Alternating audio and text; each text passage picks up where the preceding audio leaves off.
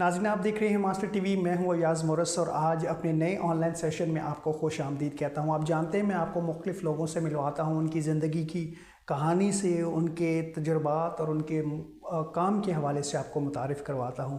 मेरी खुशकिस्मती है कि मैं मुख्तलिफ़ लोगों के साथ जो इंटरव्यूज़ करता हूं, गुफ्तगू करता हूं, उनकी ज़िंदगी के उन कामों की बातों के बारे में, उनके तजुर्बात के बारे में शेयर करता हूं। आप उसे पसंद करते हैं, लाइक करते हैं, शेयर करते हैं और सराहते हैं। मैं आपका मशकूर हूं और आपकी इस भरपूर हौसला अफजाई के लिए आपका शुक्रिया अदा करता हूं। आज के इस सेशन में हम एक बहुत ही अहम शख्सियत के हवाले से गुफ्तगू करेंगे, उनकी ज़िंदगी के तजुर्बात, उनकी ज़िंदगी की कहानी और ख़ास तौर पर उनके मसीही गीतों के हवाले से उनसे गुफ्तगू करेंगे। आज के इस सेशन में हम पास्टर अनायत डैनियल सलीबी की ज़िंदगी, उनके तजुर्बात और उनकी शायरी के हवाले से गुफ्तगू करेंगे। हम शुक्रगुज़ार हैं कि उन्होंने हमें वक्त दिया है और आज के इस प्रोग्राम में हम उनकी ज़िंदगी की बातें, उनके तजुर्बात आप तक पहुँचाएँगे। बस सबसे पहले तो मैं आपका शुक्रिया अदा करता हूं, आपको मुबारकबाद पेश करता हूं आपकी सारी खिदमत के लिए और आपको अपने प्रोग्राम में खुशामदीद कहता हूं। सबसे पहले तो मैं आपका शुक्रिया अदा करना चाहूँगा और उसके बाद मैं आपको आपकी इस कम उम्र में आपकी सहाफ़ती कामयाबियों पर आपको मुबारकबाद देना चाहूँगा। जी बहुत शुक्रिया सर, आपने वक्त दिया। मैं इससे पहले हम प्रोग्राम में आगे बढ़े, मैं चाहूँगा कि हम आपकी इब्तदाई ज़िंदगी, आपकी इब्तदाई तालीम और फिर आपकी इस खिदमत के हवाले से जानना चाहेंगे कि आपने इसका इंतखाब क्यों किया। मेरा ताल्लुक हैदराबाद सिंध के एक मोहल्ले से है,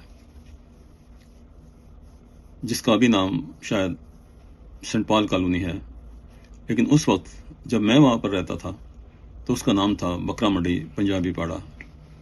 तकरीबन 80 से 100 तक मसीह ख़ानदान वहाँ पर रहते थे। तो सबके सब बहुत गरीब थे और मेरे वालिदैन भी वहाँ पर रहकर मेहनत मजदूरी करते थे। और उस महल्ले के बिल्कुल दरमियान में कैथोलिक कलीसिया का एक छोटा सा गिरजाघर था और उस गिरजाघर के बिल्कुल पड़ोस में हमारा घर था। तो हमारे फादर साहब ने मेरे वालिद साहब से कहा कि अपना घर दे दो ताकि चर्च, एक गिरजा बड़ा हो जाए। इस तरह वो गिरजा ना सिर्फ बड़ा हो गया बल्कि खूबसूरत भी हो गया और हमें फादर साहब ने उसी मोहल्ले में एक और घर ले दिया। सेंट बोनावेंचर हाई स्कूल के हाथे में एक छोटा प्राइमरी स्कूल था। तो उस प्राइमरी स्कूल में हमारे मोहल्ले के बच्चे जाया करते थे। तो फिर मैं भी जब थोड़ा बड़ा हुआ तो मैं भी फिर जाने लगा। तो 5वीं 6वीं क्लास के बाद हमारे जो कैटेकिस्ट थे मास्टर पॉलू साहब और फादर साहब ने सोचा, सलाह की और मुझे उन्होंने नवाबशाह में भेज दिया। Saint Anthony school middle school था और ये हॉस्टल था, तो जिसके लिए मैं कैथोलिक चर्च का बहुत शुक्रगुजार हूँ और रहूँगा। उसके बाद हैदराबाद में मैंने मैट्रिक की, फिर सिटी कॉलेज में पढ़ता रहा। सिटी कॉलेज में अपनी कॉलेज लाइफ के दौरान मैंने लाइब्रेरी से बहुत से शायरों की किताबें मैं लेता और घर ले जाता और मैं पढ़ता रहता और मुझे बड़ा अच्छा लगता था वो।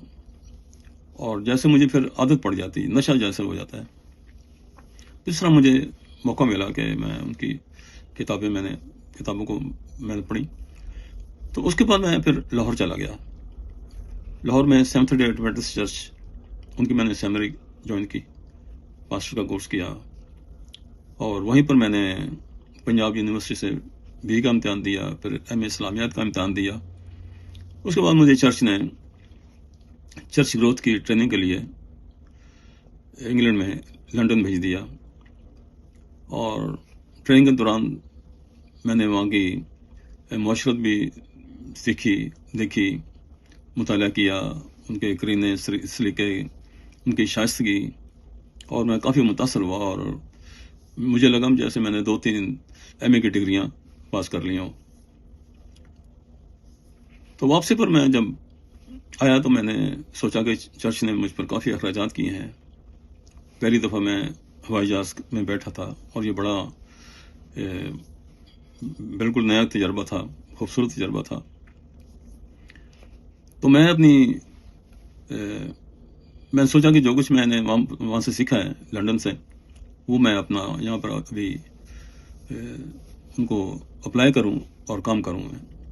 اور پھر میں پاسبانی سرگرمیوں میں کافی مصروف ہو گیا اور تعلیم کا سلسلہ جاری نہ رکھ سکا. تو اس لیے میری تعلیم اتنی زیادہ نہیں، لیکن جتنی ہے نہ ہونے سے بہتر ہے. جی بہت شکریہ سر، بہت زبردست. آپ کی اس زندگی کے ساتھ ساتھ جو آپ کا حوالہ بنی ہے وہ آپ کی شاعری ہے. اور مجھے یاد ہے کہ میں 2016 میں ہم پہلی دفعہ جب ہمارا انٹرنیٹ کے ذریعے رابطہ ہوا تو آپ نے اس وقت مجھے اپنی کتابیں بھیجنے کے لیے کہا.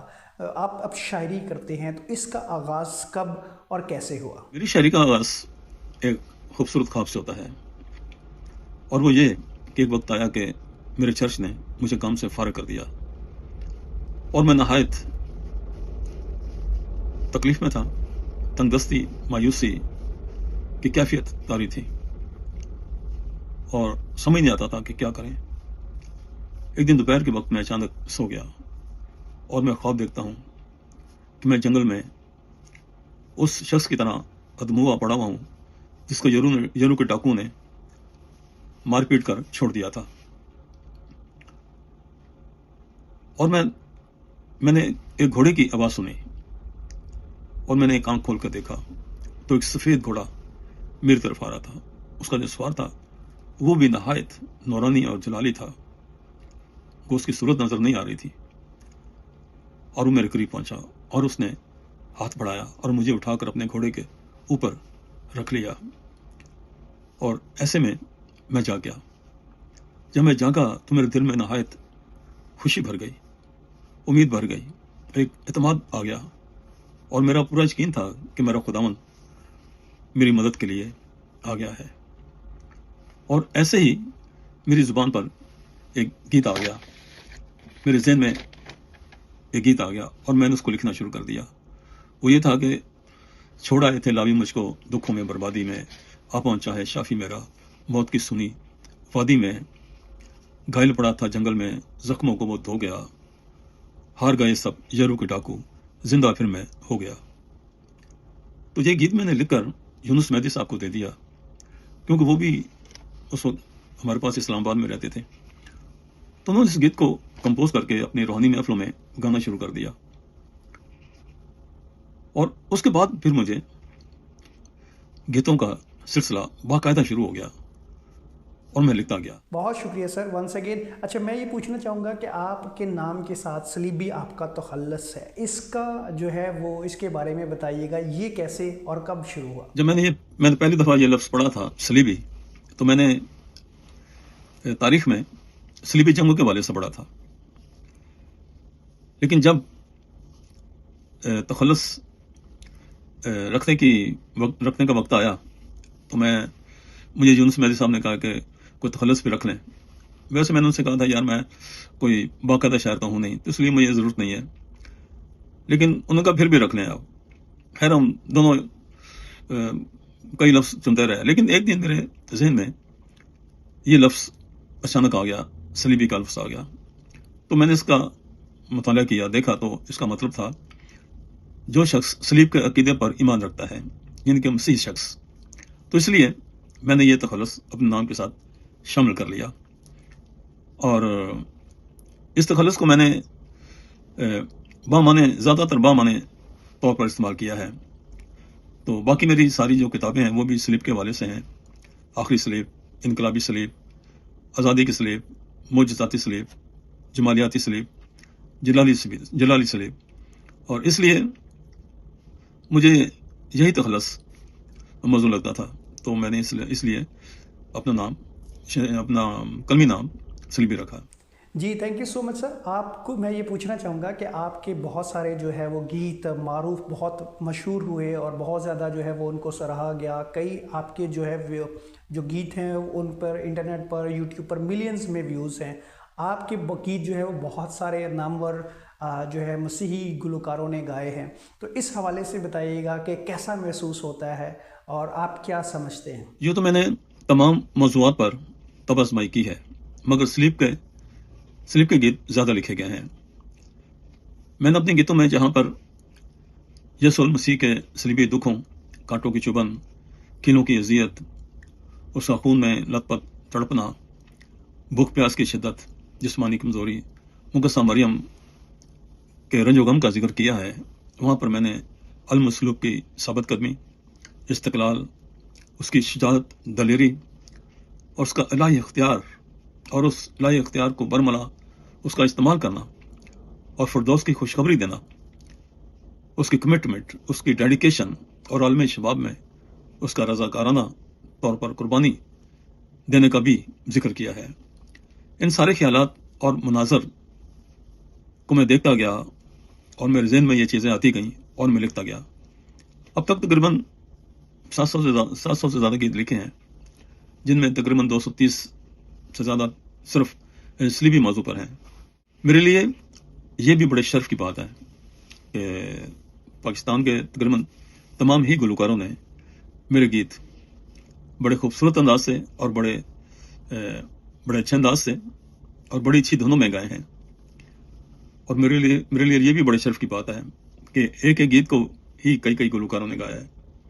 जैसे एक मेरा गीत है, कलवरी की राह पर ज़रा चल के देख लें, कितना कठिन है ये सफ़र, ज़रा चल के देख लें। तो इस गीत को जनाब यूनुस मेहदी साहब ने, जनाब महबूब गिल साहब ने और सिस्टर तहमीना तारक साहबा ने और जनाब नगमान जावेद साहब ने, इन सब ने अपनी अपनी धुनों में और कमाल धुनों में गाया है।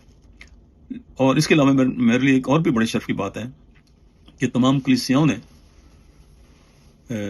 मेरे गीतों को अपनी इबादतों का हिस्सा बनाया है, और मैं उनका भी शुक्रगुजार हूं कि उन्होंने मुझे हौसला बख्शा और मुझे एतमाद बख्शा।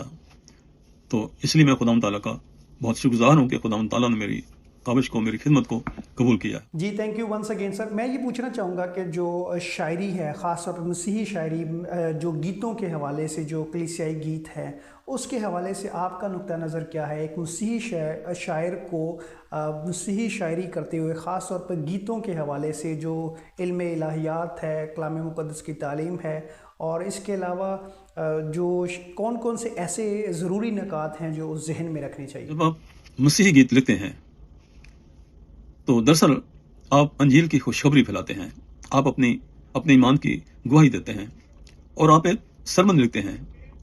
इसलिए मसीही गीतों के लिए किताब मुक़द्दस का मुताला नहायत ज़रूरी है और पहली शर्त है। इसके अलावा बिब्लिकल तशबीहात, बिब्लिकल अस्तारे, बिब्लिकल तरतीबें और तरकीबें भी लाजमी है। उसके अलावा आप बाइबल मुक़द्दस के जो मसीह अकायद हैं उनसे अच्छी तरह वाक़फ़ हों। तमाम मोजज़ात, तमाम वाक़यात का जानना भी बहुत ज़रूरी है। इसके अलावा ज़ुबान दानी में संजीदगी, पाकीज़गी और तक़द्दुस का होना लाजमी है। अगर ये बातें नहीं होंगी तो किसी इबादत खाने में वो गीत नहीं गाए जाएंगे, इस्तेमाल नहीं होंगे। इसके बाद फिर इल्म अरूस और अदबी और फ़नी इस्तिलाहात का आना भी बहुत ज़रूरी है, क्योंकि उनके बगैर, अगर इल्म अरूस नहीं होगा तो उसके बगैर फिर आपके गीत में सख्ता आ जाएगा, इनके रुकावट आ जाएगी और मौसीकारों के लिए धुनें बनाना बहुत मुश्किल होगा। अगर इन चीज़ों को मलूज़ से खातर रख लिया जाए तो ना सिर्फ अच्छे गीत बल्कि शाहकार गीत भी लिखे जा सकते हैं। इस डिजिटल दौर में जो कि इंटरनेट का ज़माना है आजकल, इसमें तो बहुत ही आसानियाँ हैं। अच्छी अच्छी डिक्शनरियाँ, उर्दू लुगात आपके इंटरनेट पर मौजूद हैं और बहुत सी किताबें मौजूद हैं। तमाम उस्तादों की, तमाम शायरों की किताबें मौजूद हैं, वहाँ पढ़ सकते हैं। बाइबल मुक़द्दस भी मौजूद है, आप वहाँ पढ़ सकते हैं, आप कहीं भी पढ़ सकते हैं। तो पहले तो किताबें ख़रीदना पड़ती थी, फ़रोज़ुल लुगात लेके आओ, और कई जो डिक्शनरियाँ थी इतनी अच्छी नहीं हुआ करती थी। अभी तो बहुत सी डिक्शनरी हैं, कई डिक्शनरियों को आप इस्तेमाल कर सकते हैं, आपको तलफ़्फ़ुज़ मिल जाएगा, हर चीज़ आपको मिल जाएगी।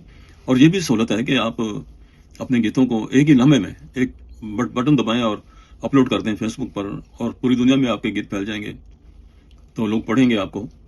तो मेरे लिए ये इंटरनेट एक बहुत बड़ी बरकत है मैं समझता हूँ, क्योंकि मैंने अपनी तमाम किताबें अपनी ان کو ریوائز کیا میں نے، اور میں نے دوبارہ ان کو میں نے انٹرنیٹ پر میں نے چڑھا دیا ہے. تو اس طرح میں سمجھتا ہوں کہ آج کا دور جو ہے، اور خاص طور پر جو انٹرنیٹ ہے، یہ لکھاریوں کے لیے، تمام فنکاروں کے لیے اور گلوکاروں کے لیے بہت بڑی نعمت ہے. جی سر، بہت بہت شکریہ. ہم نے آپ کے ساتھ یہ گفتگو کی اور میں آپ کا مشکور ہوں کہ آپ نے ہمیں وقت دیا. Once again thank you so much. اور اس پروگرام کا مقصد آپ کی زندگی، آپ کی خدمات کو سراہنا تھا اور آپ کے کنٹریبیوشن کو اکنالج کرنا تھا. میں آپ کا مشکور ہوں، آپ نے وقت دیا، اور مجھے امید ہے کہ ہمارے ویورز اس پروگرام کو پسند کریں گے. ہم آپ سے آئندہ بھی کوشش کریں گے کہ گفتگو کریں. آج کے اس پروگرام کے لیے میں آپ کا انتہائی دل سے مشکور ہوں. آپ نے وقت دیا اور ہمیں جو ہے یہ عزت افزائی دی، اور ماسٹر ٹی وی پر آنے کے لیے آپ کا بہت شکریہ. جی ویئرز، اسی کے ساتھ آپ سے اجازت چاہیں گے، اور جاتے جاتے میں ضرور آپ سے یہ کہنا چاہوں گا کہ زندگی میں آگے بڑھتے رہے. ہمیشہ اپنے سفر کے آغاز پر یہ مت دیکھیں کہ آپ نے کامیابی کتنی حاصل کی ہے. اپنی جستجو کو، اپنی لگن کو کبھی بھی کم نہ دیں ہونے دیں. حالات، مشکلات، پریشانیاں آتی ہیں، لیکن اگر آپ مستقل مزاجی کے ساتھ، ہمت کے ساتھ آگے بڑھتے رہیں تو کوئی دن ایسا نہیں ہے کہ آپ ایک دن اپنی کامیابی پر، ان ایفرٹس پر ایک دن آپ فخر محسوس کریں گے. اپنا بہت سارا خیال رکھیے گا. آپ سے ملاقات ہوگی اگلے پروگرام میں ایک نئی شخصیت کے ساتھ. تب تک کے لیے ہمیں اجازت دیجیے گا.